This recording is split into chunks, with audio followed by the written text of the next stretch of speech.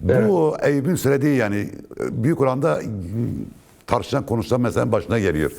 Daha yumuşak bir geçişle gerçekleşemez miydi? Yani İsrail'in güvenliğini esas alan İran'da razı edildiği bir daha yumuşak bir geçiş yerine neden böyle bir iki dönemli bir savaş tercih edildi sence? Bana mı Evet. soruyorsun? Çok- Yani bunun ihtimali elbette var. Öncelikle merhabalar. Bunun ihtimali elbette var. Yani görüyoruz ki Amerika'da ciddi bir protesto sesi geliyor, itiraz sesi geliyor Trump'ın İran Savaşı ile ilgili.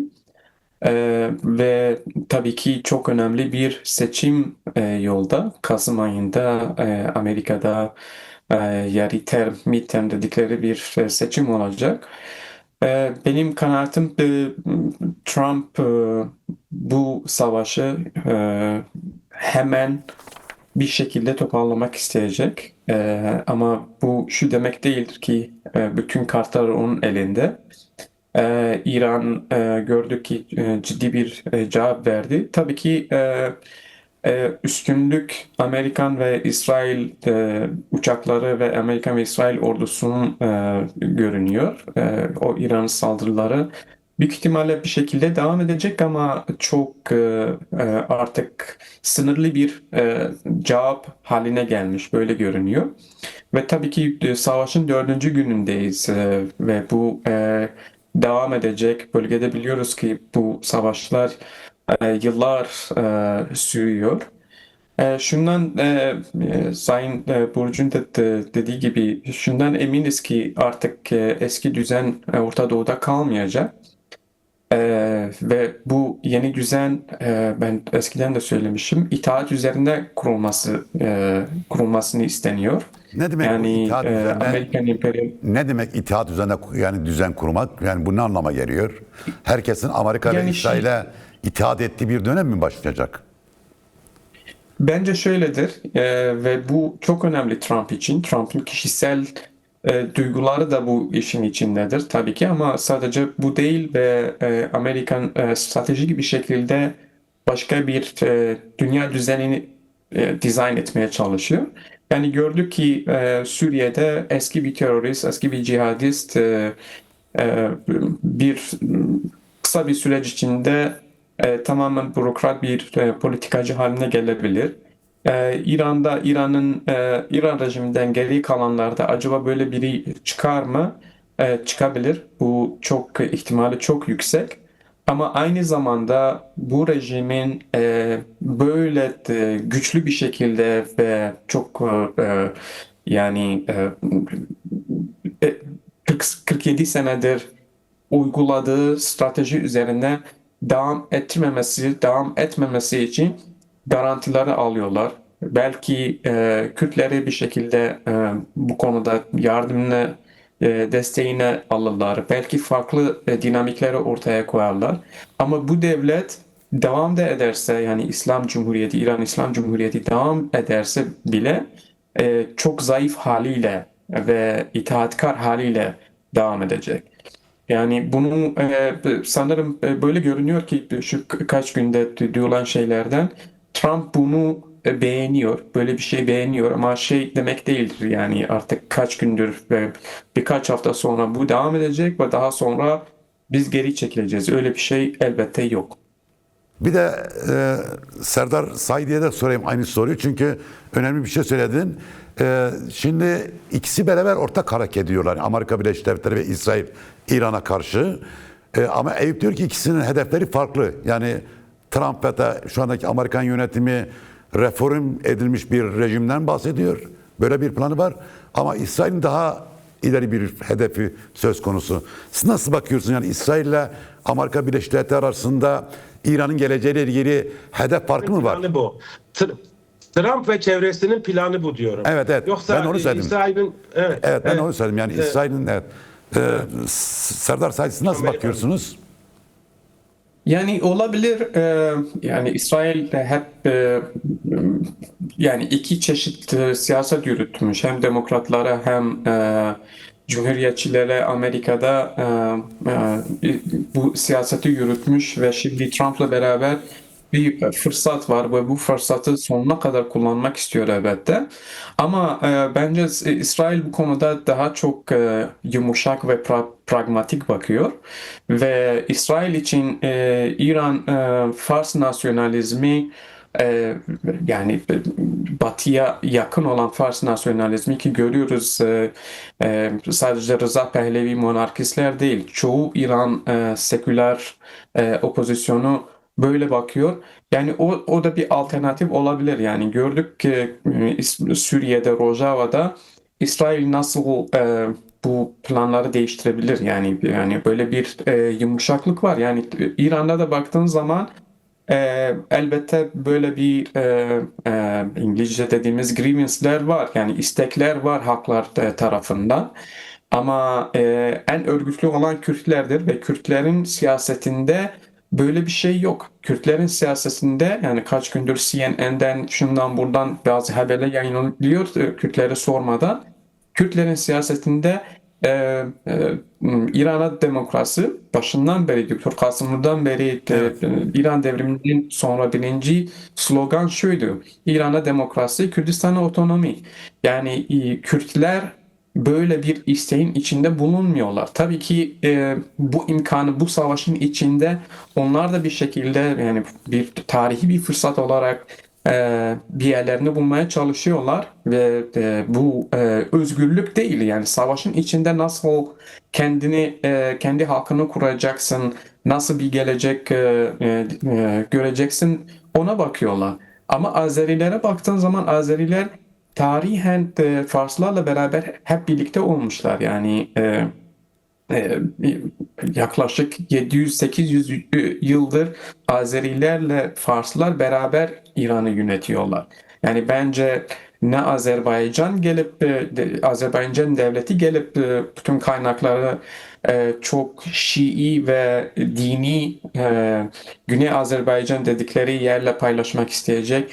Ne de Türkiye tarihi olarak İran Şii Azerilerle beraber böyle bir stratejik anlaşmaya girebilirler. Bence orada bir sürü yanlış değerlendirmeler de var. Yani Türkiye Azerileri kışkırtacak Kürtlere karşı. Böyle bir şey bence imkanı var.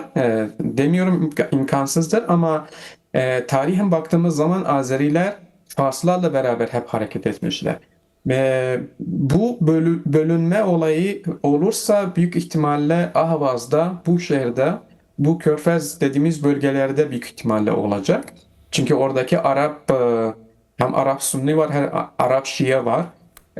Yani yıllardır böyle bir plan içinde Arabistan, Saudi Arabistan, İmarat, Körfez ülkeleri böyle bir plan içinde yapmışlar ve bugün böyle bir haber vardı. İsrail helikopterlere silah indirme yapmışlar Irak'ın güneyinde bu gruplar için. Yani orada böyle bir şey olursa tabii ki bu ciddi bir olay. Ama bütün bu halkların, Belüçler de başka bir hikaye. Belüçler de Kürtler gibi hem Pakistan'da hem İran'da yıllardır böyle bir mücadele veriyorlar kendi hakları için. Ama onlar yani hem durumları ekonomik olarak hem coğrafik olarak yani ciddi bir şekilde ve hem örgütlülük olarak zayıftır. Yani bir merkezi devlete karşı Evet. Kürtler gibi değiller. Yani benim gördüğüm şey e, İran nasyonalizmi, Fars nasyonalizmi kullanmak isterler İsrail. Yani böyle bir kışkırtma olsun, zayıf bir devlet kalsın ama hep böyle hem Kürtler tarafından hem Araplar tarafından hem Belüçler, Azeriler tarafından böyle bir tehdidin altında kalsın. Böyle bir şey sanki İsrail için, sanki Amerika için daha kullanışlı, daha Söz pragmatik. sendeyken şimdi sorayım da sonra Eyüp'e geçelim. Yani Kürtlerden tabii çok bahsediyoruz. Sonuçta Kürtler önemli bir aktör. Kürtler burada neye dikkat etmesi gerekiyor? Çünkü birçok spekülatif haber çıkıyor. Yani yok işte Amerika Kürtleri silahlandırıyor. Yok işte yarın girecekler. İşte şu şehri alacaklar. Şurada bilmem otonomi ilan edecekler gibi birçok haber çıkıyor. Ama bir savaş var, bir kaos var. Başka yaşanmış örnekler de var. Yani Komara Kürdistan örneği var. 91 Güney Kürdistan raperin ayaklanması var. Yani felaketlere sonuçlanan şeyler var. Şu aşamaya baktığımız zaman, yani bu savaşın 4. 5. gününe baktığımız zaman Kürtler buradan itibaren neye dikkat etmesi gerekiyor en çok sizce Rojhati Kürdistan'ında? Yani şu 2 günde çıkan haberler, benim gördüğüm şey budur ki CIA Kürt hareketini, Kürt partilere, Kürt mücadelesini hijack etmeye çalışıyor. Onları zor duruma bırakmaya çalışıyor. Yoksa Kürt hareketleri, Kürt mücadelesi 10 yıllardır var. Yani İran devriminden sonra bu mücadele var ve hep silahlı çatışma da olmuş. Kürt hareketleri hepsi silahlı. CIA'nin bunlara gelip silah vermesi, yani nasıl bir haber, gerçekten çok manipülatif bir olay şahit oluyoruz. Tabii ki bununla İran Cumhuriyeti'nden, İslam Cumhuriyeti'nin geri kalanlarını korkutmak mı istiyorlar?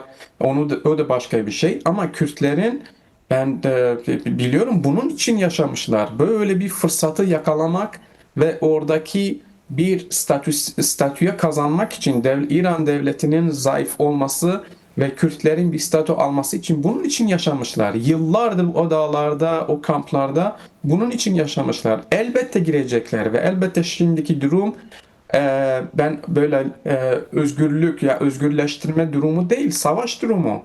Ve bu hakların savunması gerekiyor. O hakların yaşamını, o hakların geleceğe dair umutlarını, onları yerine getirmek lazım. Ve Kürtler, Kürt hareketi, herkes biliyor İran'da, yani oradaki hegemon gruplar, oradaki siyasi öncüler Kürt partilerdir ve şimdi görüyoruz ki Kürdistan'da, Roşalat'ta inanılmaz bir birliktelik var. Bu hiç görünmemiş bir şeydir.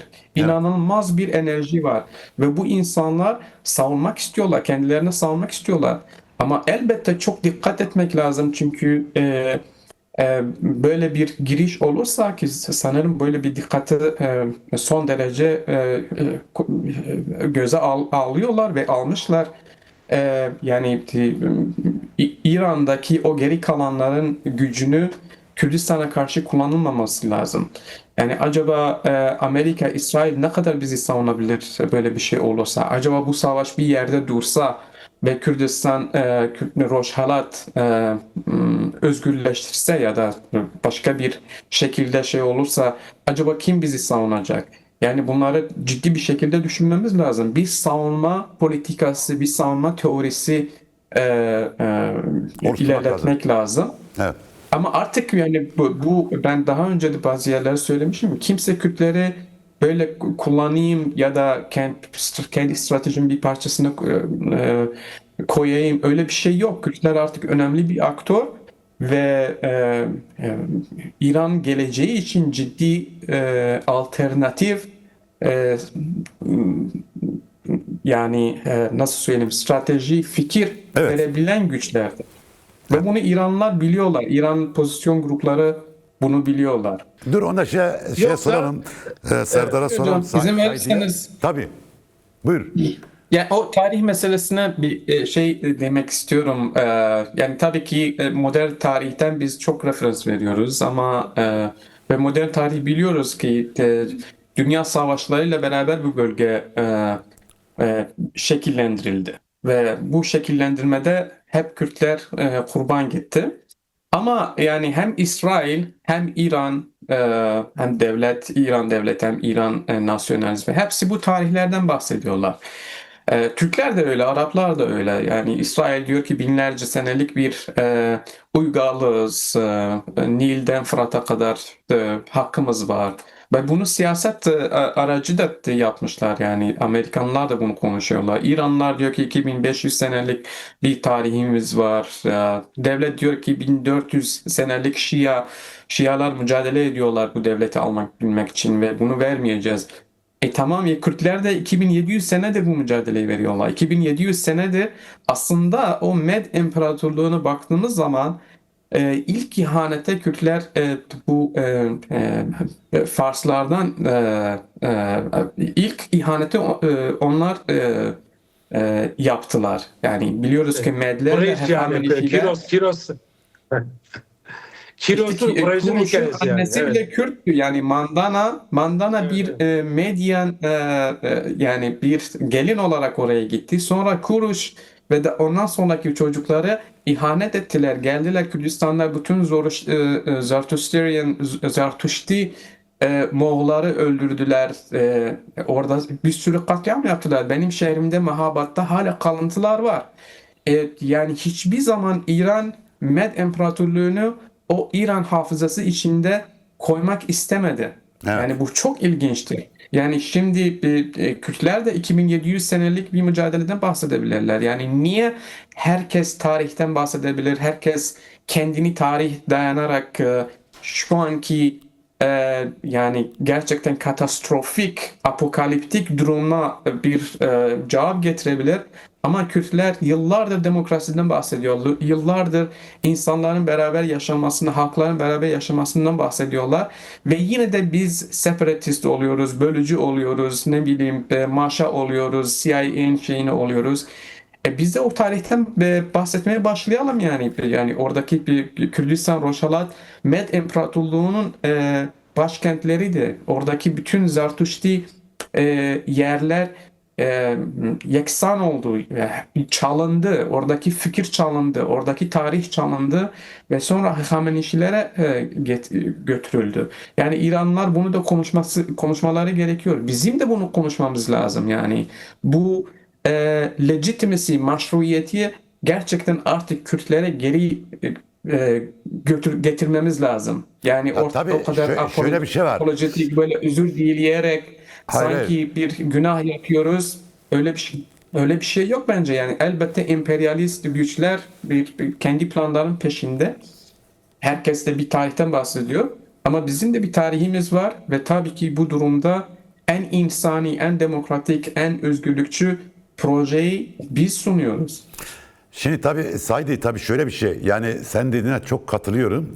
Yani eğer halklar arasında Kürtlerle Farslar, Araplar, Türkler, Azeriler, Beluciler neyse yaşadığımız bu coğrafyada yeni bir ilişki kurulacaksa bu geçmiş tarihi reddederek değil, onun üzerinden kurulacak. Yani herkesin birbirini kabul ettiği, herkesin hakkına, hukukuna riayet ettiği, hiç kimsenin bir başkasının hakkını, hukukunu yemediği bir ilişki olursa kardeşlik olur. Yoksa böyle bir kardeşlik yok dünyada. Yani biz Türklerle kardeş olacaksak aynı Türklerin neyi varsa bizim de oyumuz olursa kardeş olabiliriz. Kesinlikle öyledir. Yani, Mesela İranlar hani- diyorlar ki Irakçı diyor ki geldi müzakere masasını devirdiler. Müzakere masasında bizi vurdular. 1989'da siz de Kasımoğlu müzakere Kasımoğlu'yu masasına Viyana'da vurdunuz. Evet. müzakere masasında öldürdünüz. Her yerde müzakere masasıyla terör ettiniz. Yani biz 40 senedir, 45 senedir bunu yaşıyoruz. Elbette Kürtlerin her hakkı var. Yani Tahran'a kadar da orduyla gitsinler. Özgürleştirme artık ne ismine koyuyorsak böyle bir şeyin içine girsinler. Yani bir kere de bir Kürtleri dinlemek lazım. Ve yani bir bakalım ne diyorlar, ne istiyorlar. Tabii bu kesinlikle böyle. Yani Kürtler zaten meşru hakları, doğuştan gelen hakları. Yani 2700 yıldır bu topraklarda yaşıyor ve bu topraklarda özgür olmak istiyorlar. Ama diğer halklarla ilişki kurarken de bu özgürlük üzerinden ancak ilişki kurabilirler. Yanılıyor mu Eyüp? Yoksa hani bir temel oturtması gerekir bu Ya ilişkinin, kardeşliğin, hoş- arkadaşlığın, yoldaşlığın bir temel bir hukuka oturtulması gerekiyor. Şimdi Bugüne kadar Cahit'ciğim, hukuk yani tek taraflı Kürtler- olarak ilan edilmiş. Serdar sen de bir görüşlerini söyle ve programı toparlayalım böylelikle.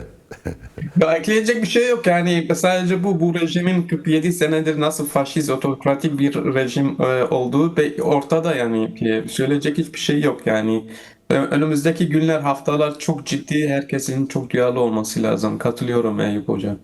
Yalnız bir şey Eyüp bir şey... Serdar, ben bir cümle Cahit senin yerine ben ekleyeyim. Tamam ekle. Dünyada hiçbir yerde otoriter ve totaliterleşmiş rejimler iç dinamiklerle değiştirilemiyor maalesef. Çünkü Evet. Yani- otoriterleşen rejimler inşallah biz kesinti olmadı değil mi Yok Cahit? kesinlikle olmadı. Söz dediğin anlaşıldı. Yani otoriter rejimler sadece iç dinamiklere değişmiyor. Buna dış bir müdahale olması Yani gerekiyor bir dış ki... müdahale gerekli. Çünkü Evet. iç dinamikleri öyle bir zayıflatıyor ki otoriter Ama sistemler. zaten küreselleşmiş bir dünyada yaşıyoruz. Yani iç dış kalmadı. Herkesin Yani idare demek ettiği... istediğim Bir şeye sadece itiraz ben ediyorum. dış Eyüp. müdahalenin Bir şeye sadece itiraz ben ediyorum. Evet. dış müdahalenin neyse tamam. Bir şeye itiraz ediyorum. Bu Kürtlerin dostu az dedin. Yani belki devletler nezdinde, siyaset sınıfında dostu az ama küresel vicdanda Kürtlerin son 20 yıldır gerçekten çok sayıda dostu oldu.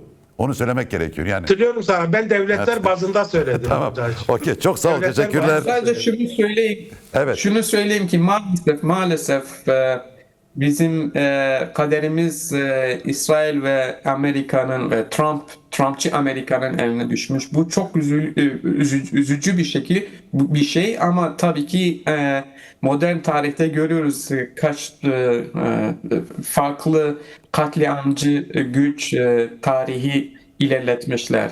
Yani, Evet, yani- bizim elimizde sadece kendimizi kurmamız ve bir alternatif sunmamız Gerekiyor. geliyor. Aynı zamanda herkesin Kürtlerin farklı bir güç olduğu, sadece CIA ile Amerika ile çalışıp böyle bir kışkırtıcı bir aklı olmadığını bilmeleri lazım. Yani bizim tarihimizle, siyasetimizle, insanlarımızla bunu ısrar etmemiz lazım, göstermemiz lazım.